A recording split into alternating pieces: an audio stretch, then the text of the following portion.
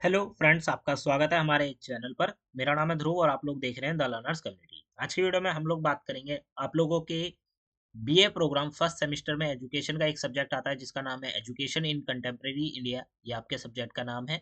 ये सब्जेक्ट आपका discipline course मतलब कि जो आपके मेजर सब्जेक्ट्स होते हैं उसमें देखने को मिलता है। आज की वीडियो में हम इस सब्जेक्ट के लिए आप लोगों के लिए पूरी की पूरी प्रिपरेशन की गाइड लेकर आए हैं कि आपको किस तरीके से स्टडी करनी है, क्या क्या पढ़ना है और important question paper previous year का हम आपके लिए लेकर आए हैं। तो इंपॉर्टेंट वीडियो होने वाली है, आप लोग वीडियो को एक बार कंप्लीट देखिएगा। इस सब्जेक्ट से रिलेटेड हर एक डाउट जो है आपका क्लियर हो जाएगा। अगर आपने ये सब्जेक्ट चुना है, आपका एग्जाम इसका जल्द ही होने वाला है, तो इस वीडियो को कंप्लीट देखिए। सब्जेक्ट का नाम है एजुकेशन इन कंटेम्प्रेरी इंडिया। ठीक है, बीए प्रोग्राम फर्स्ट सेमेस्टर में आपको ये देखने को मिलता है। अगर हम सब्जेक्ट की बात करें तो यहाँ पे आपको जो सिलेबस है, सबसे पहले हम सिलेबस को कवर अप करेंगे। सिलेबस में आप देख सकते हैं कि यहाँ पे आपको टोटल नंबर ऑफ यूनिट कितनी पढ़नी है, 3 यूनिट पढ़नी है सिर्फ। ठीक है, 3 यूनिट में हो सकता है जो आप अगर किताब में चैप्टर देखें तो नंबर ऑफ चैप्टर ज्यादा हो सकते हैं, पर टोटल जो है वो आपको 3 यूनिट में कंप्लीट आपकी किताब खत्म हो जाती है। 3 यूनिट में ये जो चीजें बताई गई हैं ये तो सबसे ज्यादा इंपॉर्टेंट है ही आपके सिलेबस में, मतलब ये वो टॉपिक्स हैं जो कि आपके लिए इंपॉर्टेंट है, एग्जाम में रिपीट हो सकते हैं।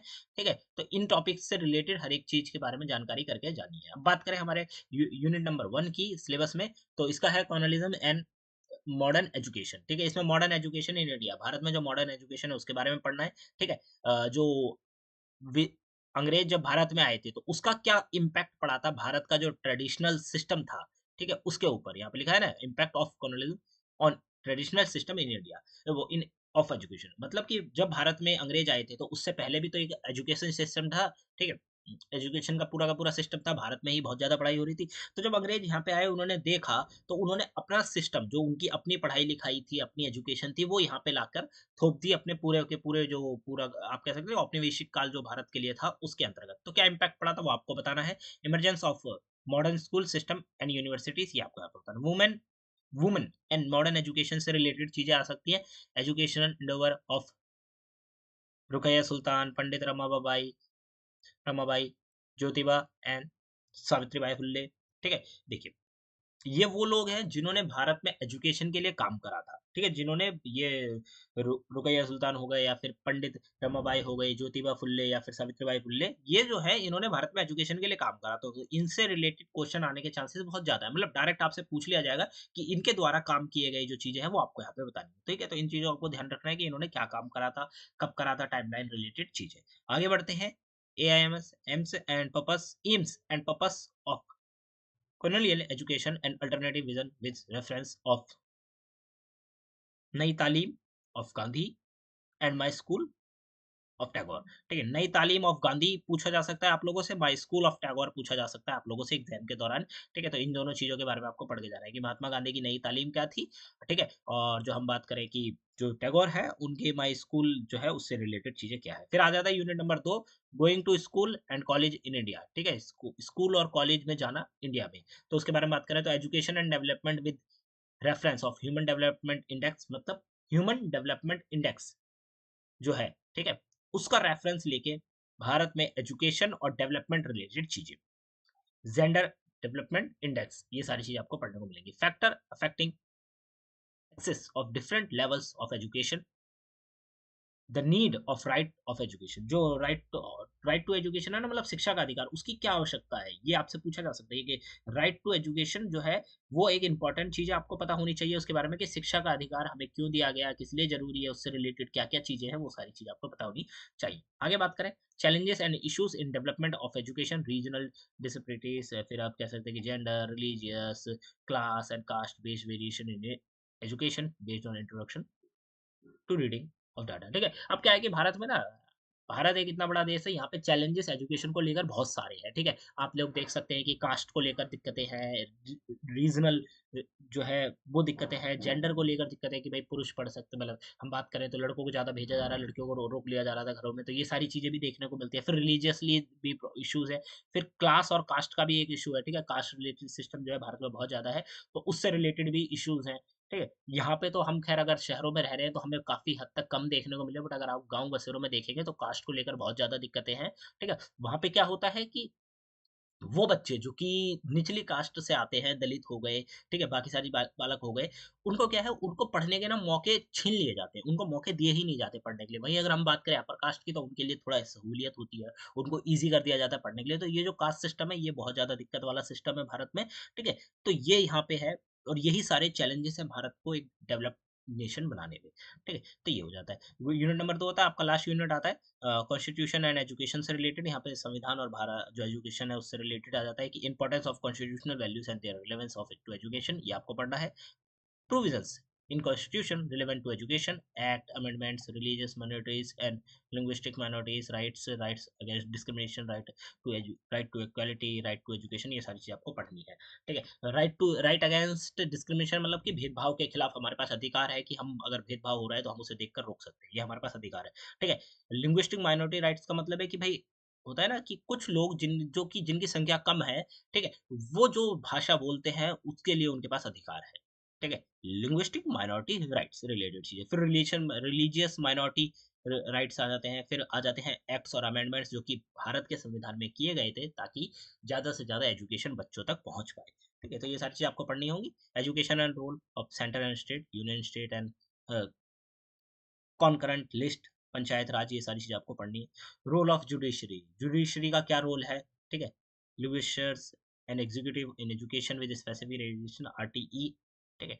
एक्ट 2009, आरटीई एक्ट 2009 21 ए जो है, ये सारी चीज आपको पढ़ के जानी होगी, एग्जाम में ये पूछा जा सकता है, ठीक है? तो यहाँ पे आपका कंप्लीट जो है क्वेश्चन पेपर हो जाता है, वो सॉरी सिलेबस हो जाता है। ये जितनी भी चीजें मैंने आपको बताई है, केवल अगर आप इनको भी पढ़कर जाते हैं, होता है ना कि हम ऊपर ऊपर से इनके बारे में दायरे में नॉलेज ले लेते हैं, तो अगर आप इनको भी पढ़कर जाते हैं तो आप लोगों के लिए एग्जाम में बहुत ज्यादा ईजी रहेगा किसी पर्टिकुलर आंसर को बना के लिखने में। अब हम आ जाते हैं हमारे क्वेश्चन पेपर की तरफ। ये आपका प्रीवियस ईयर का क्वेश्चन पेपर है। अगर आपको इसका आंसर चाहिए, प्लीज कॉमेंट करिएगा कि सर आंसर प्रोवाइड कर दीजिए।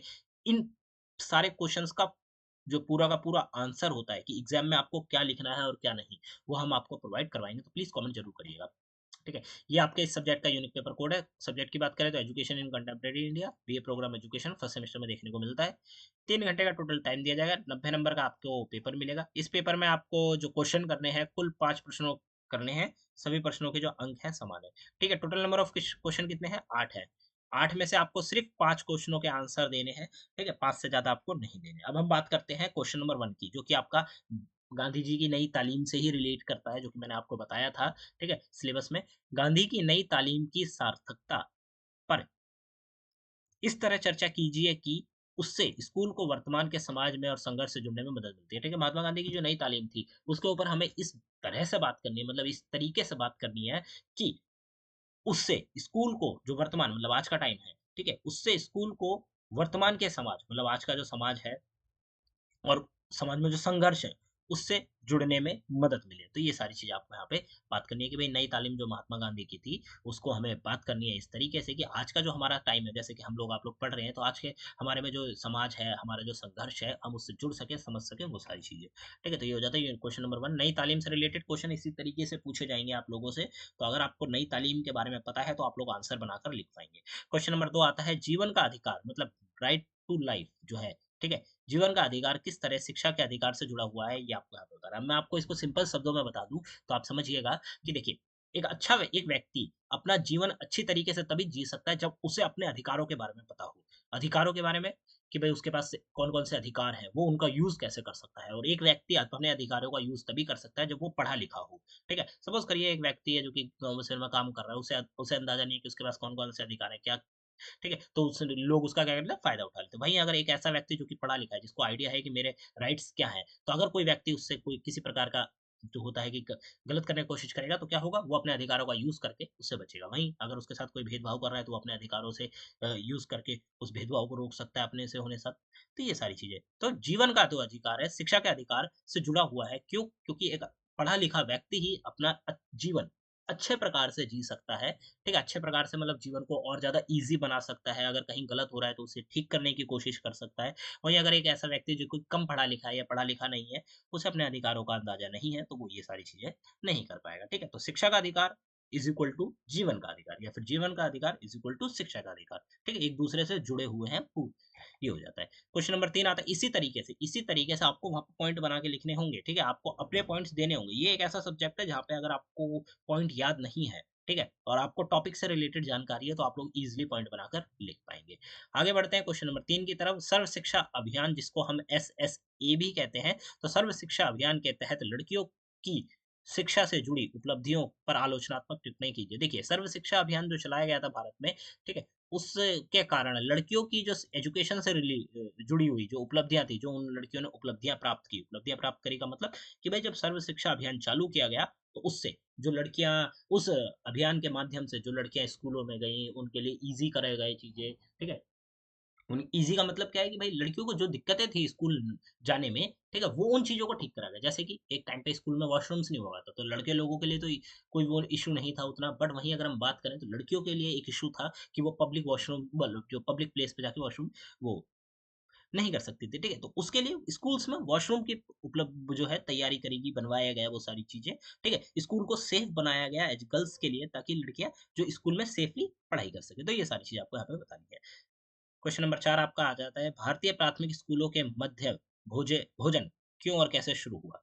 उ- उन बदलावों पर चर्चा कीजिए जो इस योजना का कारण है। देखिए, एक क्या था कि एक टाइम था कि भारत में जो बच्चे थे वो, उनको एक टाइम पे भी जो होता है ना कि अच्छा भोजन, वो नहीं मिल पा रहा था, ठीक है। तो अब क्या हुआ कि भाई गवर्नमेंट ने देखा कि बच्चे क्या है, एक टाइम का भी भोजन अच्छे से नहीं कर पा रहे हैं, ठीक है। ऐसी कंडीशन से बच्चे आते थे तो वो एक टाइम का भी भोजन नहीं कर पा रहे थे, तो जिसके कारण क्या हुआ कि स्कूलों में मिड डे मील जो होता है वो योजना लाई गई, जिसके कारण क्या होगा कि एलिमेंट्री स्कूल में जो बच्चे पढ़ रहे हैं, मतलब शुरुआती स्कूल में, जैसे कि 8वीं तक मेरे हिसाब से, ठीक है, पहली से 8वीं तक, तो जो बच्चे ऐसे तबके से आते हैं या फिर ऐसे आप कह सकते हैं कि जगह से आते हैं जिनको एक टाइम का भी भोजन प्राप्त नहीं होता, वो स्कूल आएंगे सिर्फ भोजन प्राप्त करने के लिए और स्कूल में एजुकेशन भी प्राप्त करेंगे, ठीक है। तो ये सारी चीजें लाई गई, ठीक है। तो ये आपको इस तरीके से बता रहा है, सेम यही लगभग स्टोरी है कि भाई बच्चे प्राप्त नहीं कर पा रहे, तो स्कूल भी नहीं आ रहे थे, उनके पेरेंट्स नहीं भेज रहे थे, तो उनके पेरेंट्स इसलिए भेजने लगे कि हमारा जो बालक है वो एक टाइम स्कूल में अच्छा प्रोटीन भरा भोजन जो है वो खा पाएगा, ठीक है, और स्कूल जाएगा तो एजुकेशन तो प्राप्त करेगा ही करेगा। तो ये सारी चीजें हो जाती है। क्वेश्चन नंबर 5 आता है कि दूरस्थ शिक्षा प्रणाली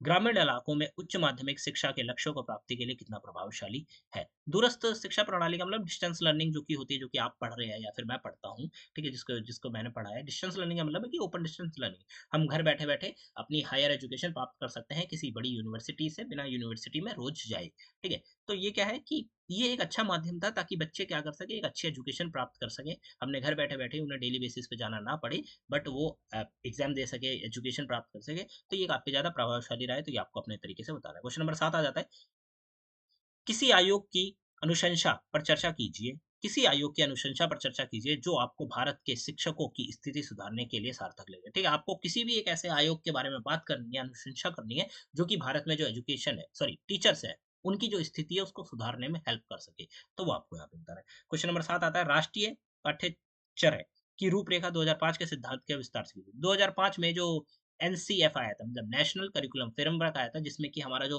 पुराना सिलेबस था उसे चेंज करके एकदम न्यू फ्रेमवर्क लाया गया था, ठीक है। तो उसके बारे में आपको यहाँ पे बात करनी है, क्या क्या चेंजेस करे गए थे, ये सारी चीजें। उसके बाद आपको बताया कि 2020-21 में जो आया, नेशनल एजुकेशन पॉलिसी आई थी, एनईपी, जिसके तहत आपका भी एडमिशन हुआ है। तो एनईपी में जो पुराना सिलेबस था, पुराना तरीका था, उसे बदलकर नया सिलेबस, नया तरीका लाया गया, ठीक है। तो वैसे ही 2005 में भी आया था एक बार, तो उसके बारे में बात करनी है। क्वेश्चन नंबर 8 आता है, लास्ट क्वेश्चन, एक ऐसे कारक के रूप में गरीबी पर चर्चा कीजिए जो शहरी इलाकों में प्राथमिक स्तर के बच्चों को शिक्षा को प्रभावित करती है, तो ये आपको यहाँ पे बताना है, ठीक है।